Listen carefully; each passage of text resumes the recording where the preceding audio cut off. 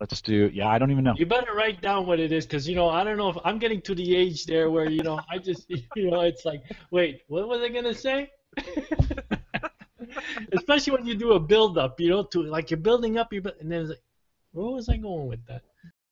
This is the Average Guy Network, and you have found Home Gadget Geeks, show number 205, recorded on March 5th, 2015. T-minus 10, 9, 8, 7, 6, 5. All three engines up and burning. 2, 1, 0, and liftoff. The final liftoff of Atlantis. Of the space shuttle. Here at Home Gadget Geeks, we cover all your favorite tech gadgets that find their way into your home. News, reviews, product updates, and conversation, all for the average tech guy. I'm your host, Jim Collison, broadcasting live from the AverageGuy.tv studios. Warming up Bellevue, Nebraska, by the way. We are expecting 50s by the weekend, and we can't wait. I've got a run scheduled for Saturday afternoon, and 50s can be great. I think winter's breaking, and maybe spring is on its way. I think in a lot of places they're looking forward to warm weather. Of course, we post the show with world-class show notes out at theaverageguy.tv. If you have questions, comments, or contributions, and we got some calls this week, super excited about it, so hang tight. We got some calls coming up. You can contact the show. Send me an email, jim@theaverageguy.tv. You can track me down on Twitter @jcollison, or you can call in those questions, and this is where some of you did that, 402. And I'd like you to do this more, to be honest with you. Just pick up the phone if you're thinking of something, and it could be a tip, too. If maybe you just discovered some kind of tip that you'd like to share with us, just pick up the phone. It's Google Voice. It'll record you forever, I think. And call 402. Just write this down. Get a pen right now. I'll wait for you. Okay, 402-478-8450. And I'd love to play those each week. It's just a feature I want to do more of. So I'm serious about this.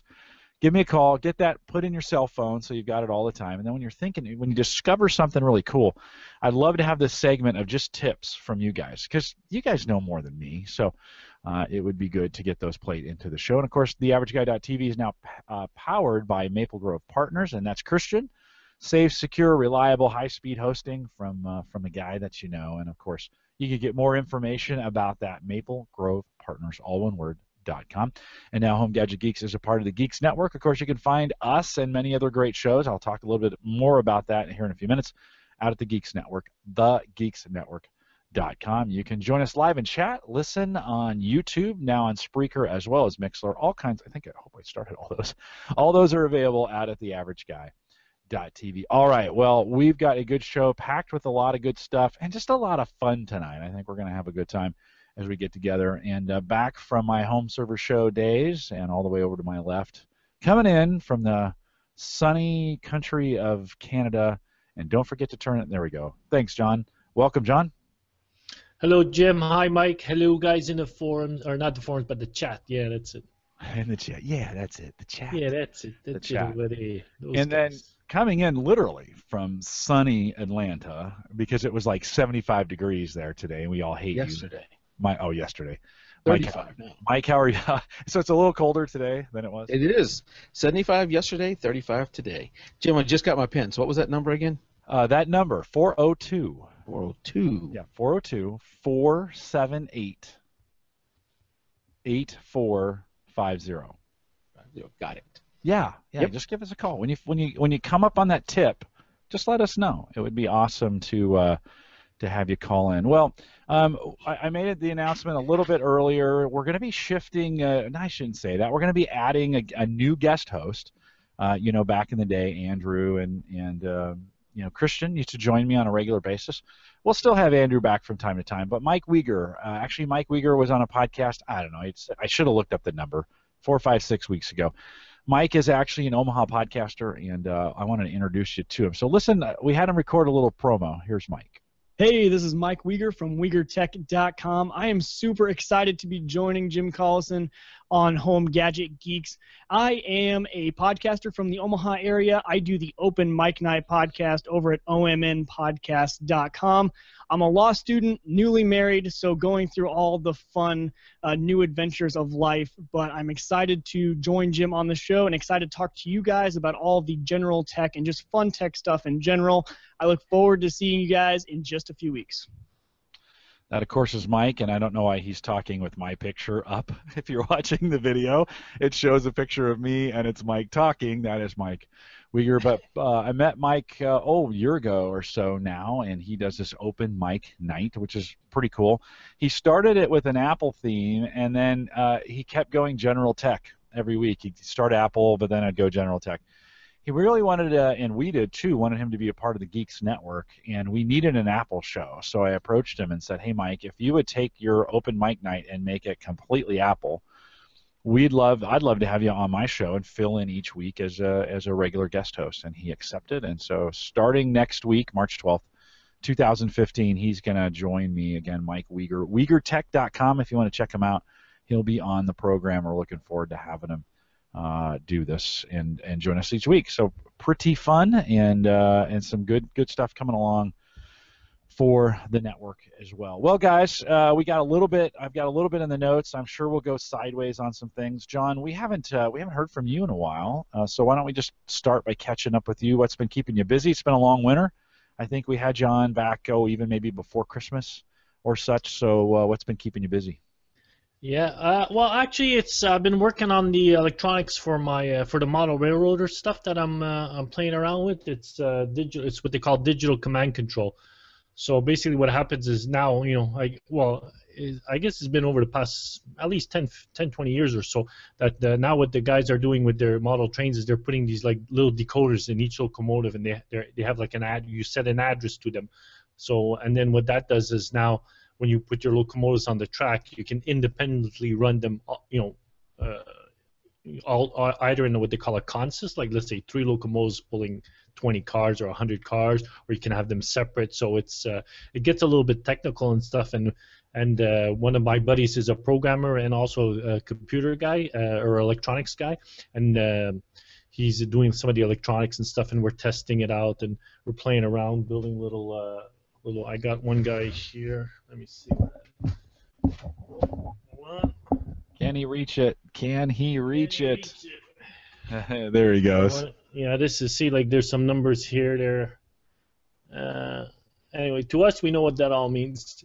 To you, all you see is numbers and zeros, but that's like the locomotives and stuff. Anyway, you can operate lighting, you can operate turnouts, and a bunch of stuff. So. And then we're doing. I'm designing some printed circuit boards to make some nice little boards, so that if people want to purchase like a kit, and it's supposed to be affordable, because some of these systems that are available, they're like in the hundreds of dollars, $400, $500, $600, and we're able to do something there that it should be under $100 to do something. So I've been playing around with that, and then I also picked up. I got one of these. This is the older one. What is it there? The 3DS XL. So I'm playing Zelda. I got the new game, came out on February 13th or 14th. I'm a fanboy of Zelda. I'm a Nintendo guy. I'm not an Xbox or a PlayStation. I'm a Nintendo guy. So now everybody knows. And you had the Wii Universe, or what was that? Yeah, I got the Wii U. The Wii U. Yeah. Yeah, I've had them all. And Nintendo, not Commodore 64, Nintendo 64, the GameCube, the Wii, and now the Wii U. And are you still playing on that, or are you doing most of your gaming there on the DS? Yeah, right now most on this guy, because I don't know. I guess we're we're all getting old. We have some of our favorite games when we were younger and stuff like here, like the Zelda series. There, I really like it. And back in the GameCube and Nintendo 64, they had one, Majora's Mask, Zelda Majora's Mask, and then Zelda Ocarina of Time. And now what the guys did is, just like some TV shows, right? They revisit the games and then they update the graphics, and then now they make them available for like this portable one. So it's a 3D version. So if you ever played some of the 3D games, it's a little bit like, whoa, it's pretty neat. And like I said, they've updated the graphics. It's 3D, and now it's playing on this small platform. So it's like, hey, I get to play some of the the games that I liked when I was a young man. Yeah. Hey, we're still all really young. Yeah, we're still young. We're still young. Well, and then Mike, let's talk a little bit. We haven't caught up with you in a while. JPEG to RAW, of course. If you haven't checked that out, jpeg2raw.com. I picked up a bunch of new listeners, and so you may not know John. Of course, John's been podcasting with me forever. Mike, I've known Mike, I feel like forever, jpeg2raw.com. What's going on over there on your show?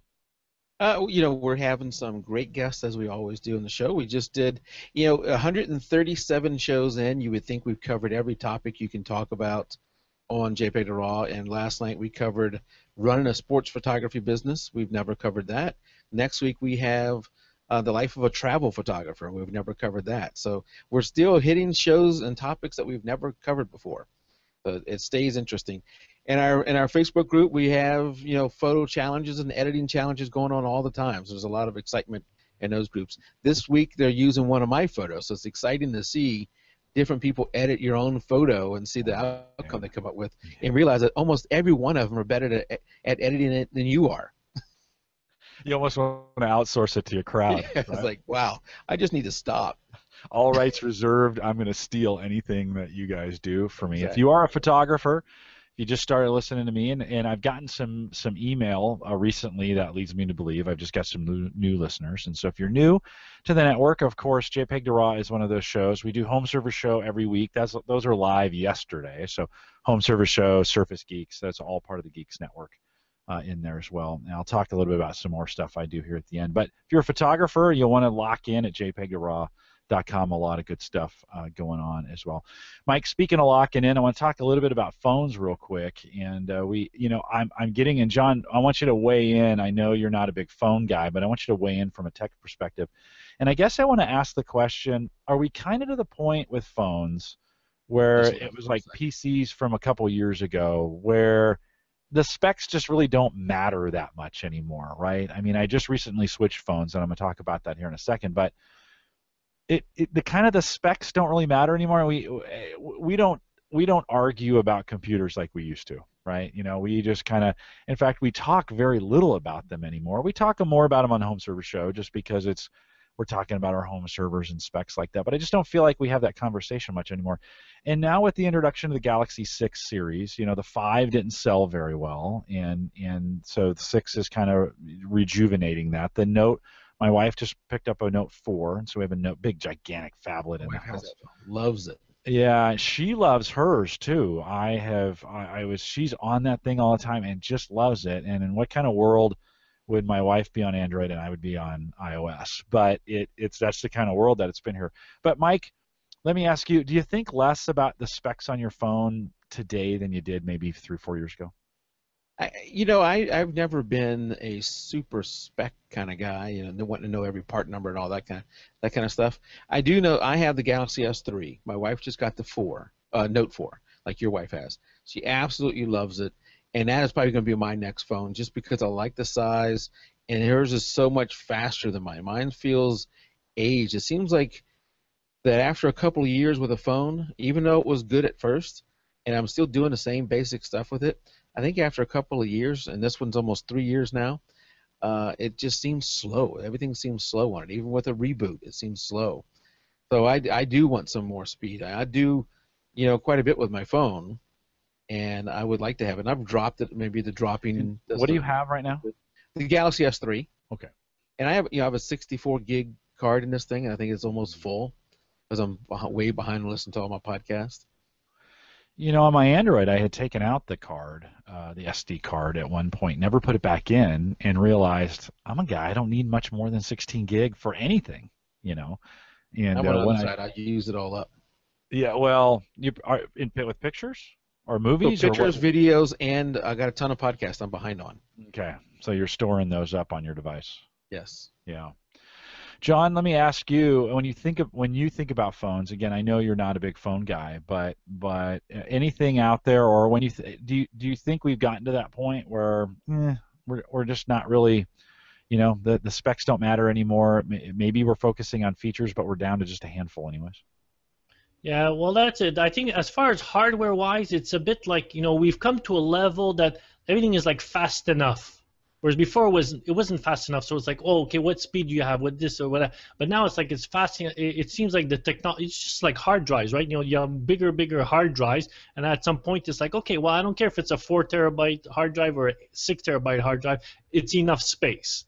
So it's like, just give me a hard drive, you know, and now you're getting the higher end. They're not trying to sell you a 1 terabyte or 2 terabyte. You're getting the 4 up there, so you have enough. So, but as far as the apps and stuff like that, it seems like the software, it's the hardware is going exponentially faster than the software. So it's like you don't need software now. The software is not 5 times faster or needs 5 times as much speed. So then now it's like, oh well, we're gonna have to pick up the hardware to match the software. It's like, no, the hardware is going up faster. So now it's whatever there is, it's enough to run those apps. So there's that one side, and then I think the other side too is again, with the storage space and stuff, maybe back in the day, if you bought a phone, or I had like an iPod Touch with like 16 gigs. Remember they had the 16, the 32, and 64. Now it's like it's a wash. It's like, just give me 64 gigs and I'm done. So there's that, and then there's also the stuff like music and stuff like that, because of these apps that you can kind of get your music online, and stream it online. You're not worrying so much copying stuff to your hard drive, just like movies. Before people rip DVDs and all that stuff to their computers and stuff, do I have enough hard space? And now it seems to be a bit like, I can go with a computer that is, just like store ready. What do you call it? Vanilla. And then I'll just log into my account, and then I'll get if I'm my videos or TV shows or whatever, I'll get my content online streamed to me. So now capacity doesn't become an issue. So I think all of that stuff is coming together. And if we're talking about phones, I have two distinct groups that I deal with. I have my wife, who likes the big screen phone, who likes the speed of that phone, who as long as it works and is fairly fast, she's fine with it. Then I have at work, and that's a totally different group. They want to, the more and more they want to do everything on the phone, even things that are very difficult to do on the phone. Let's say approve invoices on your phone. Well, if you're going to be looking at an invoice even on the Galaxy S, the Note 4, that screen is just so small, but they don't want a tablet.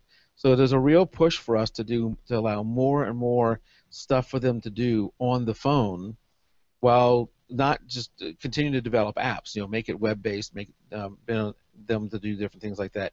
And recently, I can't go into too much of details, but we did something with our website and I now have more insight into the stats. And while I knew the mobile users were going to be a large part of the people who go to the site, I was shocked by the volume and how many it was. That when you look at the data that's going there, how many people go to the site from a mobile device. These are customers who are going there. So more and more people are wanting to do stuff on there, and that screen size, a bigger screen size, with the Note 4 and the new iPhone, is going to allow for people to do more with their phone than they have been in the past. I am surprised. Oh, one sec, John. I am surprised at the number of iPhone 6 Pluses I'm seeing in the wild, and I see a ton of them. As opposed to the Note, I don't see as many, and so you would think, it may be just the people I hang around, but that I am seeing that Apple phone, that's just gigantic. I looked at that, I'm like, there's no way that's too big for me. But John, you were going to say something. Sorry. I was going to say, yeah, well, as far as with the specs being so good and stuff like that, I think, and then Mike talked about the screen and stuff, I think we should get to that point, and I think I see it coming, where it's like, your whole PC or your laptop or whatever, everything will be, all that hardware that you want, that muscle power will be on your phone. Then again, maybe the storage space will be cheap, so you can have big files, Excel spreadsheets or whatever there, or you can download from a corporate server. But what I'd like to see is you buy a monitor for like $100, a 20-inch monitor, and like the what do you call it, mirror cast and stuff. So you just take your phone, you have your phone in your pocket or whatever. When you're in close proximity to your monitor, then you could, because Microsoft is even playing around with that in Windows 10 and such. So it's like, show it to me now on my monitor. So if the guy doesn't want to look at his big Excel spreadsheet, you say, okay, the file, it's on the server, but you have it on your phone. You can bring it home with you, whatever. Or just go to your office. You just put on the desk next to the monitor, and then all of a sudden it appears on the monitor. So now you have that big real estate there, and then you also have the your keyboard and mouse, because I'm sure trying to tap something on your little, even if you have a 7-inch tablet, it's a bit of a job. But I think that again that the monitor is going to be like accessories to your phone. So you're going to go buy a 7-inch tablet or 5-inch tablet, and then your monitor is going to be a Wi-Fi enabled or whatever it is. Because now even a lot of that technology is going, becoming mainstream. Like home automation, the Zigbee stuff, and the wireless. Like wireless AC is so fast. Gigabit transfer. So people are saying forget about the. Having cables plugged in, and HDMI, like forget about the cable, just have everything through the air and stuff. So I think that convenience now, with the hardware again, that the phones will be so fast and you can put everything on there, then your monitor and keyboard and mouse will be the accessories for the phone. I think we're a little bit off from that, and but on that line, my wife is another example of somebody who doesn't need a powerhouse PC. He basically is going to be doing Facebook, email, and light things like that. She's not doing heavy spreadsheets and those kind of things. Where somebody like me, my Core i7 is not fast enough. I need more speed, more RAM, and I'm probably more of a smaller and smaller pool of user, where my wife is becoming a bigger and bigger pool of users. And even in our office setting, we looked at maybe going to Office 365 for a number of users, and thought, how many people really need the full power of something like All Office, and can they do with something else? They don't. There's not a lot of content creators. There's a lot of content users. Yeah, I don't really use Office that much anymore. I don't know. Well, then you got guys like me who I need something that can handle 100 million rows of data, right? And I can slice and dice it. But the guys who are going to see the result, I'm sending them a PDF of here's what the end result was of all that work. Right. Yeah. Just view it. Right. It's just a report at that point. I think we got some really cool stuff yet ahead. I mean, John, to your point, I do think we will get to that point where we're carrying, for most people, they're carrying around their daily device. It'll get extended by, and today I can pull my Wedge keyboard down and slap my device down, flip it over, portrait, and that's like a mini laptop, right, at that point. And so we're kind of there. I felt like we took a step backward with the apps when we went to phones. Apps had matured on the Windows platform and the Mac platform as well. Had gotten really, really good, very intricate. I mean, think of Office, just how much power is in each one of those applications. Then we got on phones, and apps just went to crap, right? Because we had to figure out how to make these things work on a new, platform. And so recently, I was interacting with the Starbucks app, because that's like my favorite app now of all time, right? And I've watched that thing iterate through maybe 4 or 5 iterations, and it is a really good functional app now, right? I mean, it's intuitive. You swipe the right things. You can go to the pay thing. You can check your reports to see what your rewards are. You can find a store, and I think we're just now finally getting to the point where some of those apps, I was navigating with Waze on the way home tonight just because I could. I didn't need to, but I just turned it on to, hey, what's this look like here, on the new iPhone? And wow, I was like, this is great. This just works, right? This is awesome. So I think we're finally getting to that point where some of the apps are good enough that, and there's been some good ones out there, don't get me wrong, but I think apps really sucked for a while, when you go back to the early days of phones. They just weren't very good, So yep. Back to the phone thing is before we leave and move on. The guy had a good comment, is he didn't care about the size, if I'm saying this right, it scrolled off my screen, the size of his phone so much, the thickness of the phone so much. My wife's Note 4 is pretty thick when she puts that case on there. He cares more about the battery life, and she can go all day long, come home, and still have 94% battery. Wow. And that's the same use she was doing before, where she'd come home and have 30% battery on her old phone. So and I'm the same way. I don't need a super thin phone. I would rather have it a little bit thicker. That's going to last a little bit longer and be more powerful. Because maybe that gets us closer to what John was talking about earlier. Yeah, well, I'd agree. And it's just as processors get more powerful, they'll take less juice. I think we've got to get better. I think about we're light years ahead of where we were on batteries, just even 5 years ago. But we still got to get better, right? They got to be more efficient. I don't know if we're going to get that better with batteries. I think we need to get more efficient with processing and the way those kinds of things work. Yeah. All right, well, we'll wrap that phone conversation. Just interesting. I did, and we've alluded to this, but I moved to the iPhone a month ago now, right before I started doing some traveling. I went, yeah, Mike doesn't like that. He's giving We require all Apple devices to be checked at the door. I told him in the pre-show he didn't have to like it. He just had to accept me for it, and so. Well, a couple reasons. One is I would never accept the iPhone at the 5 size, right? The iPhone 5. It still was too small for me. I was like, this is silly. This is a silly candy phone, right? I can't, my big fat fingers, I can't operate on that phone. I always liked a bigger screen size. And until the 6 came along, and really 6 and the Galaxy S4 are very, very close in size.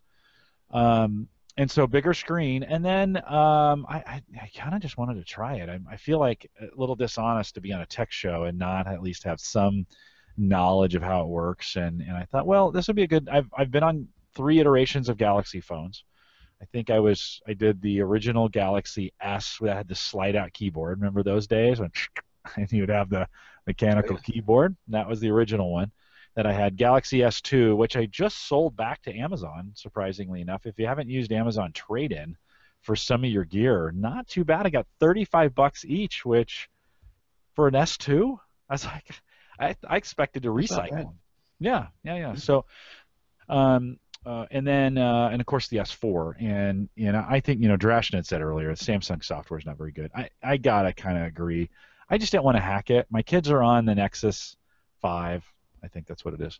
And their phones work great, but we had all kinds of problems with ours. And so Sarah went to the Note 4. I went with the iPhone. It was really interesting because my daughter was schooling me on how to use the iPhone, and she thought that was the funniest thing in the world, that she would get a chance to school her old man on the phone. And at some point, I was out. So I just gotten the phone, and Jody Kennedy, she's my recruiting partner at work.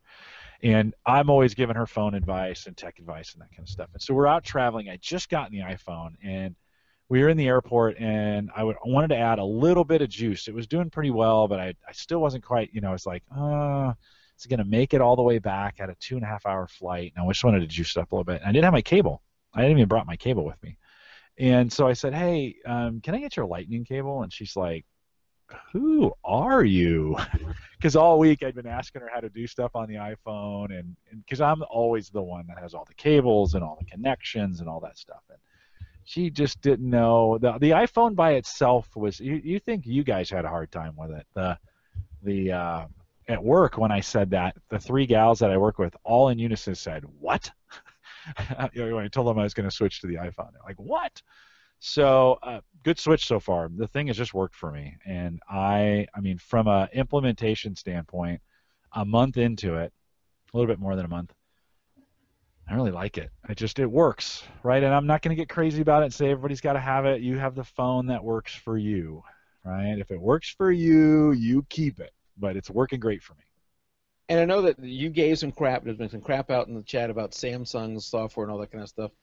I love my Galaxy S3, even though it's almost 3 years old now. Yeah. And my wife absolutely loves her Note 4. So say what you will. Sarah does too. Sarah loves it. She did no complaints. Yeah, there you go. I mean, hers is the fastest phone I've ever seen. The screen size is great. It works great. So say what you will. Yeah. About it, but it is what it is, right?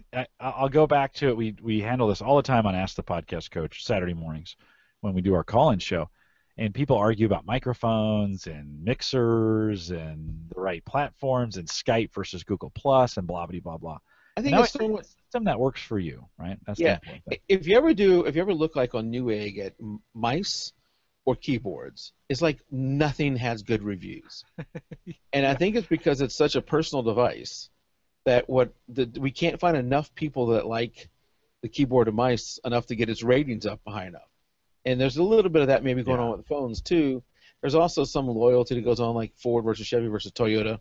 I hate iPhones just because I hate Apple, that kind of thing. Yeah, no, it's a preference thing, but on the road with the iPhone has been the best experience. I mean, I travel a lot, and on this last trip, 3 weeks solid, I was on the road, and it just worked for me every time. When I needed to make calls, it made calls. When I needed Wi-Fi, it got it for me. When I needed to check my work email, it was there. When I needed directions, I could get them.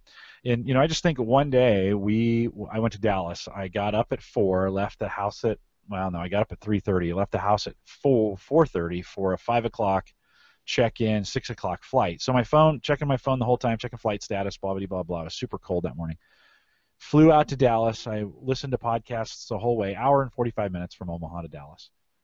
Navigated from the airport to Richardson, Texas, where UT Dallas is.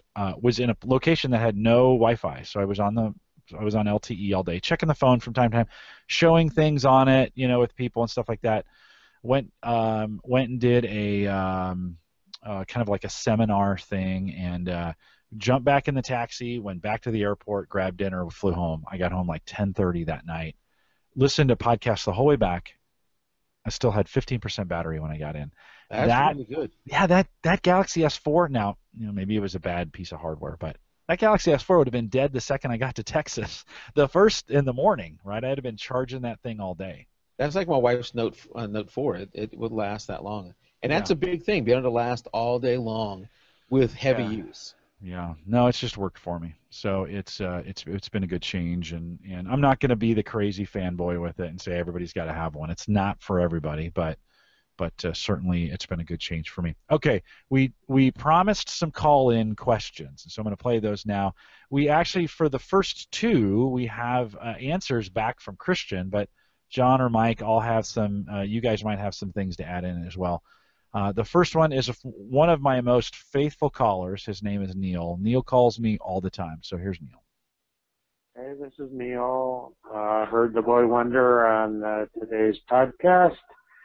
Still waiting to hear what he has to say about a DNS hijack exploit that sticks until you reboot your cable modem. The average guy wants to know. Thank you. I like that. He always ends his messages with the average guy wants to know. So here's Christian's answer. Hi, Neil. Thank you for your question. So DNS hijacking is actually pretty interesting, especially because, A, you don't know which server necessarily has been hijacked until after the fact. B, it's almost impossible to know which set of DNS servers is going to query that hijacked server, right? So your router may not be looking at the DNS server that's hijacked, but it may be looking at another server that has to reference the hijacked server in order to get its record. This happens, I would say, somewhat frequently when we're talking about this type of attack. But obviously, the big takeaway is that there are tons of DNS servers, and so us as average guy engineers, we can do some common sense things to basically reduce the likelihood that that's going to get into our home network. So the first thing you can do is take a look at your home router, right? So like if you have Verizon files, go ahead and take a login, and it should be pretty intuitive to find where the DNS settings are for what router you have and what DNS servers it's pointing to. And I think we've talked about on the show before how one would go about changing your DNS to something like OpenDNS or Google's DNS servers, right? These are examples of incredibly reliable DNS services that people often use, right? But even these DNS services will maybe sometimes have to communicate with other larger name DNS servers for queries that it can't resolve, right? So one thing I actually haven't tried yet, which it would be great if you tried and see how the response times are, is to actually connect your router directly to one of the internet's root DNS servers, which typically the average home consumer wouldn't do at all, but there are some advantages of doing that. By basically querying the root DNS server directly, you are getting an authoritative response right from one of the largest top-level services that DNS infrastructure provides. Now, that doesn't necessarily mean that someone couldn't hijack one of those smaller pieces of one of the root DNS servers, right? The root DNS system is made up of thousands of servers split up throughout the world that actually answer those queries. But that is actually one way that would be interesting, I think. But generally speaking, make sure you pick a provider that you know and trust. I think OpenDNS does a really great job. The more important thing, though, which to get more directly to your point about the question of how do I keep this thing out of my network without a router reboot, it's not necessarily a router reboot, right? Each DNS record has a property called TTL, or time to live, and this tells us how long the record should be used locally in your cache before it's wiped out and your computer re-requests the DNS lookup, right? Typically, for example, this might be set to 1 hour or 8 hours or 24 hours, meaning that if my TTL, and this is measured in seconds, right? So if it says 3,600 seconds, that means it's going to take 1 hour before that DNS entry is re-resolved by your computer or by your router and so forth.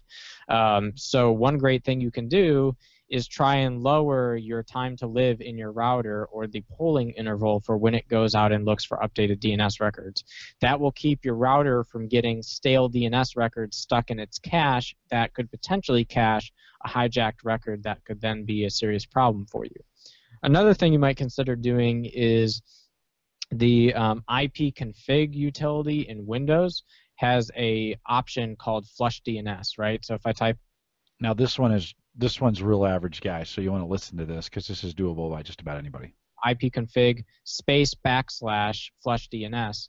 What that's going to do is flush all the DNS caches in my operating system, and we'll have to re-pull those things. You could write a very simple batch script or a task scheduler of some kind that would flush your DNS every 24 hours or on an interval that you're comfortable with, and that would be a relatively straightforward thing to do. But keep in mind, if your computer is set to look at your router by default to get the DNS records, if your DNS records are still cached in your router, it's going to pull that even though you've cleared it off your PC. So you can optionally choose to set your PC to look at a different DNS server by changing the network adapter properties in Windows, where you can basically right-click the adapter, hit properties, look for the IPv4 stack name, hit properties on that, and you'll see an entry where you can enter DNS server names. Again, probably the easiest thing, though, is to figure out how to lower that time to live on your router and to keep a large list of DNS servers in your router so that it's pulling from a variety of different resources. That will help you kind of have more uniform lookups and prevent you, it reduces the risk that if one server would get compromised, it would get in your network. Hope this helped, and thanks for your question. That's Christian via Skype. That's why the sound quality is so good, because we had Skype on there. You guys want to add anything to that? I didn't think either one of you would want to maybe even touch that one. But Neil, John, you got anything to add on that one? No, I think Christian covered the basics. Covered it pretty good. That was pretty nice. I actually so we got the question from Neil, and I didn't want to necessarily have to have Christian come on the show. And so I called him last time, like, hey, would you just listen to this and answer it? And he did. So it was kind of fun to do that. I think you guys on the next one, we'll let that one go. This next one, I think both of you will have something to say. So this is Nilo. He's actually a listener from Sweden. Hi, Jim. This is Nilo from Sweden. I heard you have an open show, so here's my 2 kronos worth. Still about the question or the issue I chatted with you the other day, the computer security related one, about someone stealing my laptop or me just forgetting my laptop somewhere, which is actually way too probable. So being the lazy guy I am, so most often I'm signed in, say, in 10 tabs in the browser and 10 different services, Google, the works. Who does that sound like, Mike Howard? It sounds like a light Mike Howard. Then when I close the lid, well, of course, when I fire up the thing again, I need to enter my password. But if someone else has got the machine, the laptop, so to bypass that password. And I guess it really isn't that hard, or is it? The fact being, I suppose, that, like I said, the only line of defense here in this scenario is the laptop password. The rest of my life, or my whole life, is wide open there in the browser, since I am so lazy. Is there any hope for me here, Jim? Could I possibly have this script or whatever that, say, half an hour after I've closed the lid, it just closes all the tabs, removes my cookies, shuts down the browser, shuts down the computer, it works. I don't know. Okay, thanks. Take care. All right. So the real question is how good is the Windows password for you? So you have a laptop. The laptop gets stolen. Someone is going to crack through. How secure is that data on there? And he has in two states. One is the data at rest, the stuff that's sitting on your hard drive, right? Your files on the hard drive. And then in his case, he's worried about what he's got open in his browser, right? He's got browser open, potentially things that he's logged into, and those kinds of things. So, any suggestions, Mike? I'll start with you. Any suggestions for him as far as what he should do? So I guess before I give him any kind of advice, I should say what I have done multiple times that has concerned me. We have, in conference rooms, we have big monitors with computers connected to them. I don't know how many times I've walked into one of those, started it up, went to Google to show somebody something, and look at that, it's already logged into me. Right. I've left it logged into me. Mm-hmm. Really, I mean, for me, what I would say there is the biggest thing is to log out. What I got to remember in those cases when I'm leaving that room, I've got to log out. Never tell it to always remember that you always got to enter your password. So, on a device where, I would tell him not to leave his laptop, not to lose his laptop. That's the first thing. Yep. But I also, on a device where it's going to be where somebody else can get to it, I always have it where I tell it not to remember my password. I got to type it in every time I go there. Yeah, it's good public, if you're going to be on public equipment. So did I understand him right? Is that he's losing his laptop a lot? No. He's like, what if I lost my laptop? How secure would that data be with just a Windows password? That's kind of his kind of question. So you addressed the login piece. John, any thoughts on the data that's at rest protected by a Windows password? Well, I would say, to enable BitLocker. Because I think, sometimes even if you have the Windows password or you don't, I think you can still take out the person's drive out of their computer, put it in your computer as a secondary drive, or put it in a USB enclosure, and then read data off it.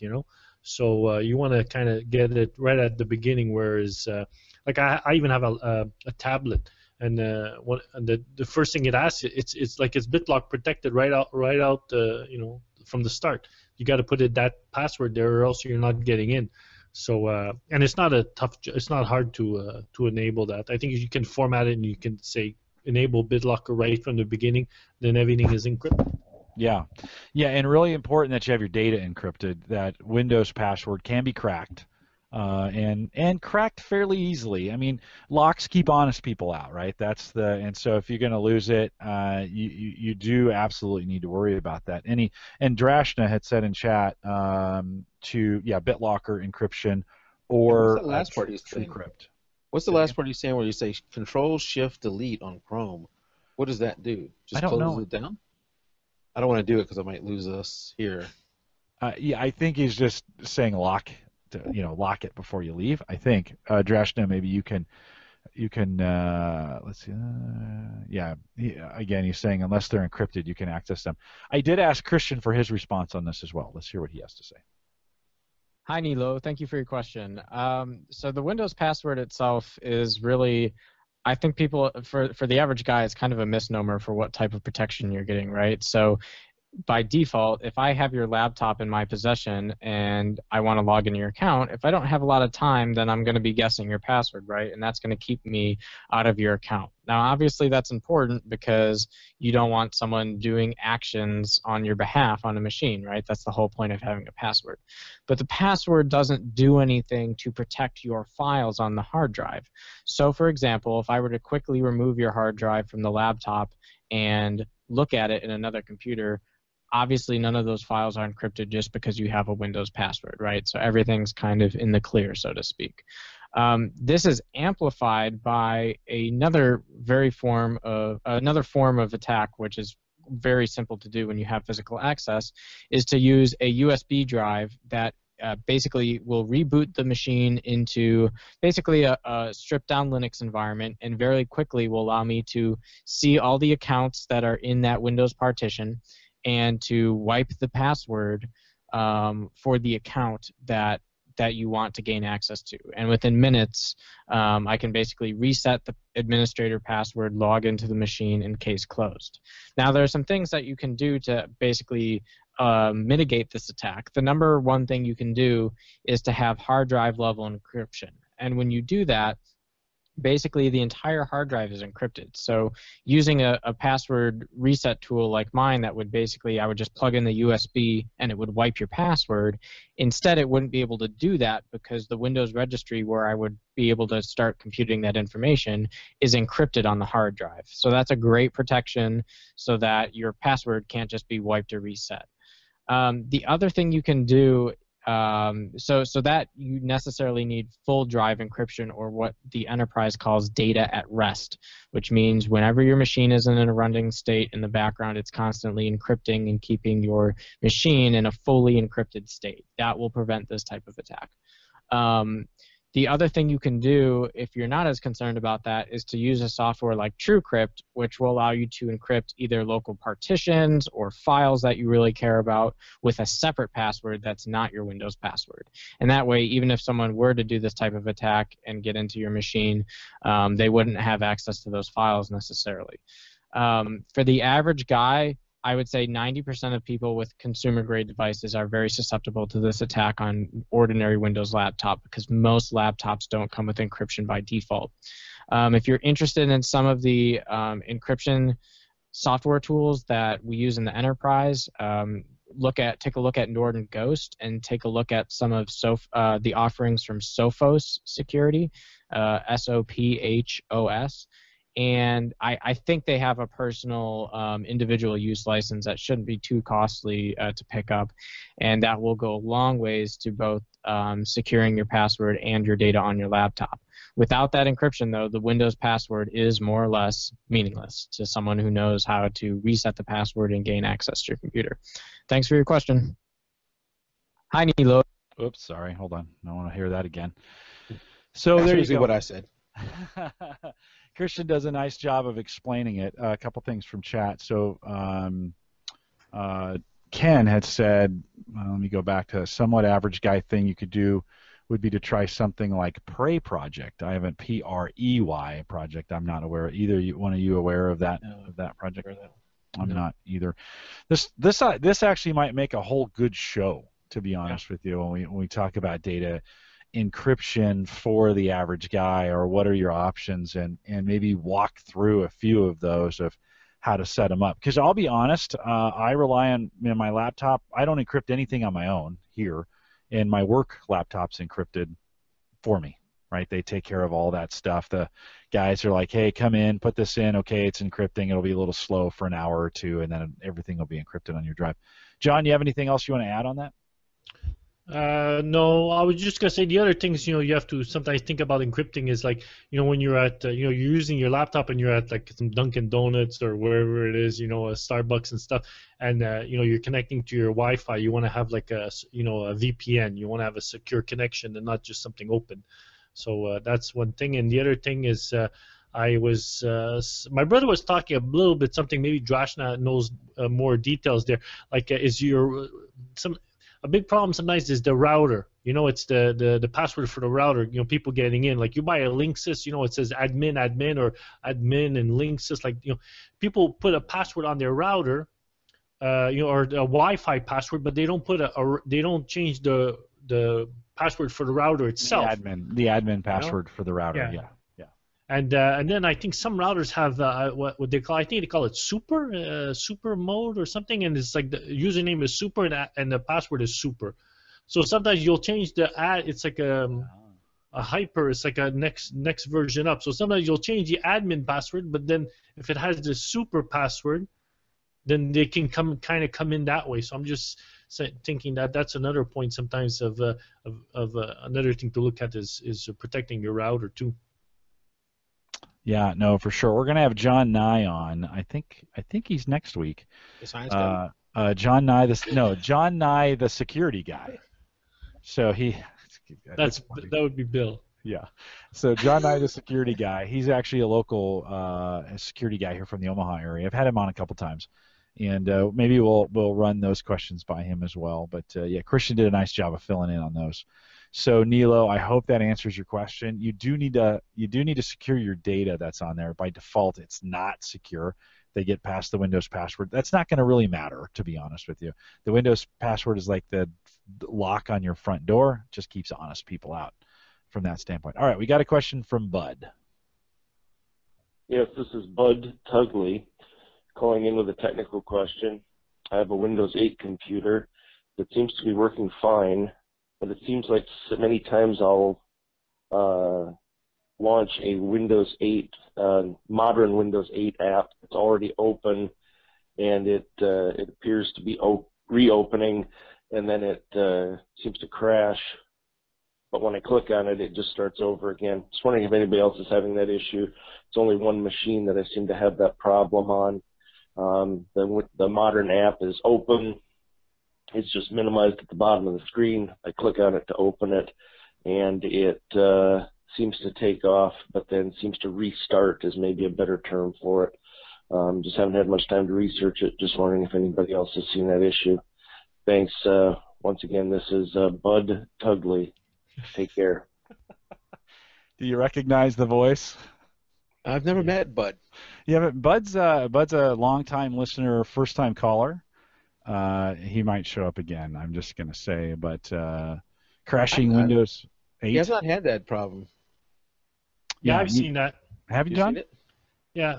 Some of the earlier versions of I don't know if it's Windows 8.0 or 8.1. I've had some problems when I open settings, and you get the big gear, and then all of a sudden it just crashes, it goes down to the bottom of the screen, like in the tray, and not the toolbar in the bottom, right? And that's it. And if you open it, it's just like you get like a bit of a flash, and then it goes away. And I think it's a bug thing. It's like it hasn't been tested, it hasn't been cleared out. After a while, eventually, if you start playing with some of the other builds and stuff like that, you won't have that. But I've had that happen in settings, in network, some of the network ones, the Windows Update. A few of those guys ran into issues, and I've seen guys post some comments, and there are, like, if you do a Google, they'll tell you, okay, there's a registry thing, go reset something or whatever, and then it kind of like it'll fix it temporarily. But it's just, I think it's just bad coding. Because again, you have so many different computers, right? The hardware and this and that on some computers you don't have an issue, and then on other computers you do have an issue, depending on, I don't know if it's memory or RAM or what's going on there. But I've had those problems, and now that I've been testing Windows, actually I'm running now Windows. What am I running here? Yeah, Windows 8.1 Update 1. Oh, I thought maybe we were on Windows 10 with you already. Yeah, well, I've been playing around with. I go back and forth with Windows 10. I also playing around with build 9926. I think that's the latest one. But what I find really, really stable is the Windows 8.1 Update 1. Yeah. And then all patched. Like, Yep, what's I like about up. that one? Yeah, all patched up. Everything works. I don't get no issues, and I also have Media Center running on that one. It's the only build you're gonna get Media Center. Is that where you bought the Media Center plug-in when it was just a couple bucks? Yeah, well, actually, I got it. There was a giveaway. There was like some kind of promotion if you signed up, like the first 60 days that Microsoft released it, then they gave you the code for free.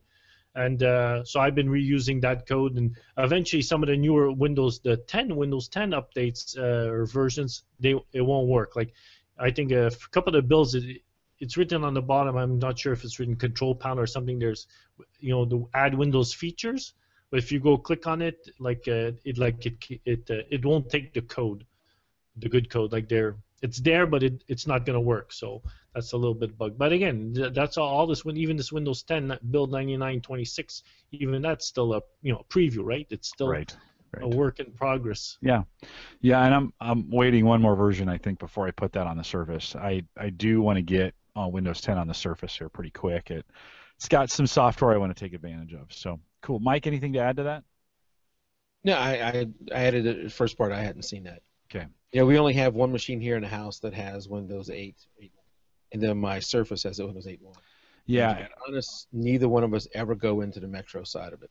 Okay. Yeah, I stay with the Surface. I stay on the desktop side most of the time as well, and I'm patched all the way up, so that works. All right, let's take another question. You might recognize this voice. Hi, this is Joe Sixpack. I seem to have a lot of Wi-Fi connectivity issues with some of my newer laptops. I don't know if it's a Windows 8 thing or if it's a laptop connectivity thing, but I recently fixed one of them by taking out the mini PCI adapter and putting in a newer one from Intel that seemed to work well. But just wondering if other people are having Wi-Fi connectivity issues around laptops, may or may not affect or be affected by Windows 8. Just curious. Thanks. Once again, your pal, Joe Sixpack. Kevin. Hadn't met Joe either. Yeah, Joe's long-time listener, first-time caller. You know, when we were buying some Lenovo Yoga 11s, they seem to have quite a few problems with Wi-Fi where really the only thing you can do with it was reboot and come back, and sometimes even that didn't fix it. We had to return several of them because of Wi-Fi issues. You would reboot, come back, still couldn't connect. So I've seen that, and Windows 7 or Windows 8? Windows 8. All these were Windows 8. Yeah. And I hadn't, because they were touchscreens. The Yoga 11s were touchscreens that we got. I hadn't tried what Joe Sixpack tried. Hadn't tried that, swapping out the actual Wi-Fi, but we swapped out the whole thing, sent it back, and said, give us another one. Yeah, Surface had the problem when it had a huge Wi-Fi problem when it first came out, and I think there were some driver issues. When we first got the Surface, we got the very first Surfaces that came out. We had issues there too. Haven't had that so much with my new Surface. There's been some few things here or there where just a reboot fixes it. I think the updates in the software have helped too. John, anything to add to that? Yeah, that's. I would say, sometimes it's always good to have like a USB dongle, like Wi-Fi USB dongle, and have like a different chipset. Because Intel, you have your Intel, and then you have your other guys there. What are the other guys? I forget the name there. But yeah, sometimes if the drivers aren't up to date, and then you have problems with the driver. It's not necessarily a signal problem. It's more of a connection of how's the computer going to connect to there. And so then it's always good to have an alternative. Like I said, a different chipset. Back in the day where you had a little switch where you can turn the Wi-Fi on and off physically with the little switch. I used to have to do that sometimes to get it to, re-see the Wi-Fi and come back on. Yeah, at work, both with Surface and my work laptop, now it's a Windows 7, I have zero Wi-Fi problems. Those just work. So, well, we are international as well. Of course, Nilo had called. He's from Sweden. I'm actually going to be on Nilo's show. Nilo is a real guy. I'm going to actually be on his show in a couple of weeks. If you go out to theaverageguy.tv, I've already put that on the calendar. It'll be in the evening for him. We're going to talk about Google+. But this is Dieter, I think, coming from Germany, although he loses his accent at one point. Are you saying Butt Ugly and this is Joe Sixpack are not real? Long-time listener, first-time caller. Let's listen to Dieter. Let's hear Dieter. Hello, this is Dieter von Stoop. On my laptops, I like to have two hard drives, one solid state and one data drive. In Windows 7, I was always able to move the user accounts from the C drive to the D drive, whether it was a desk drive or a laptop. But now I notice in Windows 8 that the Windows 8 does not seem to accommodate moving the user accounts, the user folders off the C drive. I tried to use the make link command, which had worked fine in the past, but that seems to have caused update issues with Windows 8. So the make link command doesn't seem to work well there. Just wondering if others have found a good way to move your user folders from the C drive to, say, a D drive, from your solid state drive to a data drive. Once again, longtime listener, Dieter von Stoop. Gotta like Dieter. Dieter, thank you for that call. John, do you have any suggestions? Nah, I don't know. That's it. He wants to move it. He wants to use the default profile from the C drive to the D drive, To the right? D drive, yeah. I know. I do that on my server actually, because on my PC I have a 60 gig. It's either I think it's a 60 gig SSD drive. So I have like all my user folders. I use folder, but I'm on the server, right? So I'm using folder redirection to the server. So all my big files, because I like to keep my pictures, music, and videos in the user folder. So now that with folder redirection, it's on the server. So that's how I go, and that's a built-in Windows feature or whatever. But playing around with the registry hacks and stuff like that is a bit could be messy. And then like he said also, if you do some types of you create like a symbolic links. I think that's what he was talking about. Sometimes you could say create a symbolic link to go to somewhere else, but then who knows how some other programs might mess that up. So I don't know. Well, and this is not going to be very helpful, but I have done that. I just don't remember how to do it. I did it on my wife's and my kids' computer because they were filling up their SSD, OS drive, and I moved them over there, and I have to search for the instructions, but there's a way to do it. What I have run into is I've tried to make most of their library folders redirected down to my servers where it's running Crash Plan, doing all that kind of stuff, and it's a RAID 5 with Crash Plan, all that running. And most of the time that works just fine when you redirect the download and the video and the documents, all that kind of stuff. Every once in a while I run into a situation where it says it can't do it because that folder is not indexed. And I know the folder is indexed. The folder is indexed. Everybody else has been able to go down there, but it just will not ever get out of that state of saying it won't let me change it to that folder because the folder is not indexed by Windows. Yeah, I've heard of some problems like that where, because like I think to add a folder into the libraries, that folder, you have to have an index for that folder, or else if that folder is not indexed, you can't add it to the libraries. But then I remember on the server I had to enable Windows search. Like there's a even though it's called Windows search, you run Windows search, and then Windows search will index. I don't know how often it comes around. It comes around and then indexes those files, and then they become available. But it was a bit of I had like a touch and go. It was a bit like sometimes it worked, sometimes it didn't work. So it wasn't like very reliable. So, and the thing is, I think sometimes if you with the user profile, if you have what they call the application data folder, there's a hidden folder, application data. If you try to move that off the PC to another place, then you have some problems because when Windows boots up there, it's looking for that folder like sort of like in the root place, and it's a bit like, well, what do I do? How do I do stuff? And it gets some of its like flags set or whatever by getting information from or maybe passwords or usernames or whatever from this application data. So you do want to keep that one in the root directory or in the default place. Okay. Yeah, I don't move. My suggestion would be buy a bigger SSD. Don't in that case, if you've got a lot of those files, I don't know if I would keep them that way, or I would try to move them. Or I am not a big believer in monkeying around with defaults. They're usually that way for a reason. Changing them almost never works in your favor, and so my advice is find another way to do it. This point, and Kevin's being helpful. Let me just say, Kevin's being helpful. I mean, Dieter. Dieter is being helpful. I love the way he lost his German accent right after or whatever it was. It wasn't even very good. But Kevin's being very, very kind to seed some questions. We'd love to have some more of your questions. I had to play Kevin's. I had answers for the other ones, but I had to play Kevin's because they were just so good in the way he was kind enough to call in and change his name for them all. So, Kevin, thank you for playing along with us on that. But, yeah, I'm not, in today's world, I'm not a huge fan of changing a lot of those defaults. In fact, for the average guy, I would say the less you can change, the better.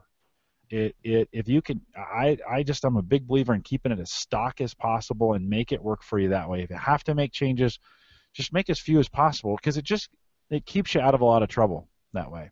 of things not syncing up right. There's a lot of stuff going on with Windows behind the scenes, and so I'm not a big fan of that at all. So recommendation is don't do that unless you absolutely have to. Now a lot of the guys, Drashna, answered. He got he wins. Drashna wins in chat for having the right answers to everything that's out there.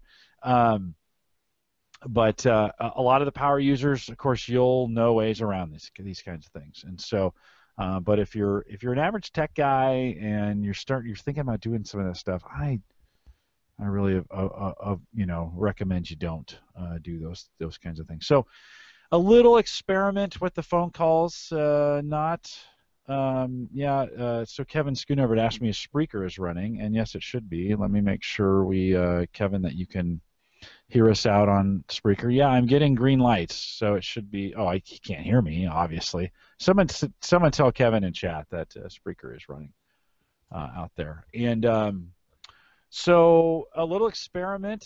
Some of you liked it, some of you didn't. That's okay. We just wanted to see what it would be like to get some calls in and answer the questions.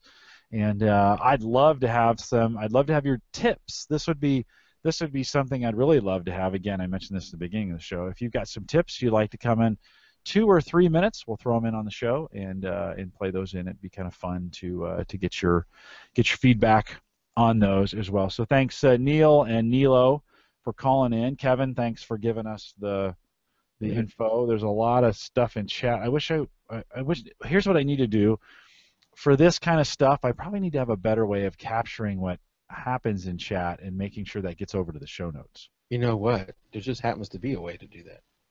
Would that be copy and paste? Is that what you're saying? No. Chatwing allows you to go in there and say I want these days and download it as a CSV file. Oh, all right. Go in the admin of Chatwing and say I do that, download it, and then after you download it and got it to your computer, tell it to clear your history and you start off each show with a clean slate. Because a lot of times the last thing that's said in the chat room is good night, and you don't want guys coming for the first time seeing good night. Oh yeah, I never clear that stuff out of the chat room, but I do. That's good to know. I can just download. I didn't know that about Chatwing, so I'll go download those answers. There'll be a lot of links out there as well, and certainly we could have done a little bit cleaner, but it was fun. I just had fun hearing Kevin try to do the various. Well, that was fine. It was an experiment. It was fun. Yep. As we wrap it up, a couple things to throw in here that we'll talk about a little bit what's going on. Of course, if you're watching the video of this, you've seen I've changed the network or the studio around a little bit, moved the mic over to the left side. I've now got a monitor up here, so trying to look and actually to do this, to be accurate, I need to be like right there. So that I'm looking at you when I'm talking into the camera, and I'm trying to do a little more of that. I don't know, maybe that seems creepy to some of you. I feel like you're trying to seduce me. Well, maybe I am, Mike. But we're trying to get a little bit better about, I'm just experimenting a little bit with that, especially on the video, to see how that works out. So some fun changes, move some things around. I stayed up till 1:30 on Monday morning, messing around with that when I should have been in bed sleeping. But it was kind of fun to move some equipment around, get some things set up, get the monitor set up straight ahead. So a little more straight on, as I talk to you. A couple of purchases coming up of things I'll be talking about here in the future. I did pick up, earbuds, which I recommend every podcaster use from a hearing standpoint. Has some new ones called the earbud, and I knew I was going to forget this as soon as Inspire. There we go. Earbud Inspire, the 200 and 300 series. Ken was asking me about it the other day via Google Plus or Google Plus Chat or Messenger, whatever they call it these days. And they have new ones that have magnets on the back, which are really kind of cool. So there's magnets right here. So when you're done, you just pull them out and snap them back behind your head, and you don't lose your, or they don't dangle down or whatever. So I picked up a pair. They're just $28 if you use the Average Guy. If you're going to pick up a pair, you want to check those out. Average Guy Tech Scholarship Fund. Would appreciate that through Amazon, so theaverageguy.tv/Amazon. Of course, we got Zadler on here, and we're trying to work up some funds for John. So if you live in Canada, it only works if you live in Canada, use theaverageguy.tv/AmazonCA, and anything you buy through there, John, will show up to John at some point. Have we had anybody? We've had a few, right, John? A few purchases in Canada? Yeah, we had a few bucks, and I bought some electronic parts the other day. Sweet. So I'm waiting for them to come in from Banggood. I don't know, some place called Banggood. There's, I don't know, must be Bangladesh? Bangladesh. Bangladesh? Yeah, some Probably. electronics parts. So we'll All see. right. I'll be I putting used some. your regular link last night, Jim. Really? What'd you get? So, I talked about on the show prior how I was going to kill Unraid. And I guess I'm the only guy still using Unraid. But it just will not die. I will not get rid of it. So I thought, one of the reasons maybe it's so slow is because I've actually got it with less resources than my pfSense router running Unraid with 20 plus disk in there. So I said what I need to do is give it a little bit better, a little bit better hard drives, because I got some SATA 1 drives in there, so it's just dog slow. So in one of my boxes is getting a little light on space, so I bought four terabyte Hitachi NAS drives, because I'm moving more toward Hitachi these days, and a Mediasonic ProBox RAID 4 drive enclosure, and that'd be my fourth one of those. I was going to say, you've got a few of those, don't you? I'm a big fan of those. Yeah, they're fairly cheap. They're not network storage, so you do have to have eSATA or USB. But I bought all of those last night using your link, so you should see them coming up. That's always good. And maybe, Mike, if you do me a favor, drop the links in the show notes at some point, and I'll put those in the show notes for this show if you want to see what Mike got. He's got a couple of those. He likes them, so you might want to just check those out. A good way, kind of just some good raw storage, right? I mean, for you, it just, what do you attach those to? I attach them to my, I'm pointing in a way that you can't see, but I attach them to my Server 2008 R2 device. I have my file server basically is my Windows 2008 R2 server, and I just attach it to that. For what I tell my photographers, they're never going to go buy a Synology that costs $800 or whatever it is with no drives in it. Right. That's just crazy for them. And while the network attached storage is nice, you don't have to necessarily have a computer attached to it. Spending $800 before you bought any drives, most of those photographers are just going to say no. So this, for less than $200, I can get a 4-drive enclosure that is, RAID 5, and then I just buy my drives and stick them in there. And it doesn't have all the dumb box. That's just it's a dumb box. It does not have all the features of something like that. So if you want all those features, you're not going to get that.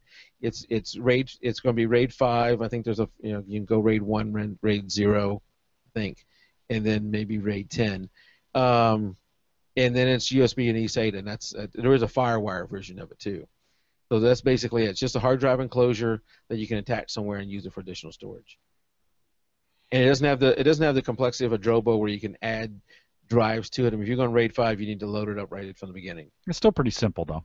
Pretty simple setup. But that's part of the beauty, that I tell the photographers is just load it up from the get-go, and move on. And hey, like me, I've got one loaded up with 2 terabyte drives, and I'm going to buy 4 terabyte drives. Well, the box is so cheap, I'll just buy another box rather than worry about swapping those drives in and out. How much are the boxes? $189, I believe it is. Okay. Less than $200.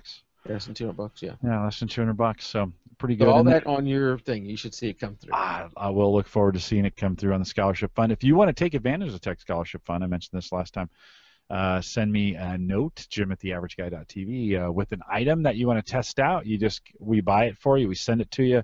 You test it out. So John, when you get your parts from Bangladesh, shoot a few pictures. Send them to me. We'll put a little post together so we can see how the Canadian Scholarship Fund is benefiting. I wanted to get John some things to test and try out, and he's always doing really interesting stuff. So I thought if there was a good way to do it, the Canadian one would be a great way. We have separate ones. They won't let them cross the streams. Don't cross the streams, Ray. And so the averageguy.tv/Amazon and the averageguy.tv/AmazonCA for Canada will get you there as well. Of course, we're all sporting earbuds. Mike's got his in. I bought some for John and sent them to him with the microphone, and I've got mine as well. These are actually the original pair from like 4 years ago that Dave bought for me from CES, and I just bought a replacement pair for him because I wanted to get the Inspire. Ken bought the 300s. I bought the 200s that have the the magnetic. I wanted to try those out. Like I said, they're $30. So the links to all those things will be out in the show notes as well. If you want a good pair of earbuds that stay in your ears and are pretty comfortable, I've been podcasting since today 6:30. So that's 2.5, almost 3 hours now, and I've had these earbuds in the whole time, and feels great. So they're great earbuds, and you might want to try them out. If you're looking for a pair, don't buy them if you don't need a pair, but if you're looking for a pair, they're pretty awesome. Okay, back of the book, as Leo calls it. Mike, you have a tip for all the guys. I do have a tip, and this is something we need in a recorded version so that later when someone tries to claim they came up with it and copyright it, I'm on record as this is Mike's. Okay, so it's official. This is going to make the official record. Go. This is that, and I told the girls at work, the girls at work are like my test bed. If I'm going to do something with my wife that is I can talk about at work, there's still the sexual harassment policy at work. Yes, you have to keep that under control. You don't want that for sure. You don't want that. So I run it past them to say, what do you think of this? And if I get a good reaction, then it's okay. So I ran this past them, and they one of them said, "Oh, I know I've heard that before. That's just too good. There's no way you made that up.